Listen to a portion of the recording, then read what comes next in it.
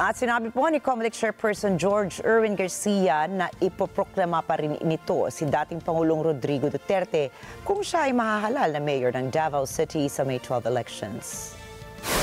Ito ay kahit nakakulong si Duterte sa The Hague. Ayon kay Garcia, nananatiling kandidato si Duterte at ang pangalan nito ay nakasulat pa rin sa balota.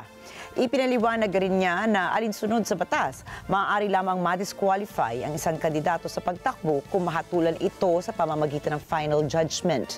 Samantala, kinumpirma ni Brigadier General Jean Fajardo na hindi na magsasampa ng kasong direct assault ang Philippine National Police o PNP laban sa common law wife ni dating Pangulong Rodrigo Duterte na si Hanilet Avancenia.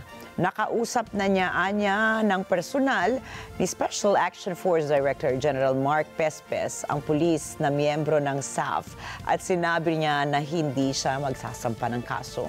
Tanggap niya raw na bahagi ng kanilang trabaho ang nangyaring insidente.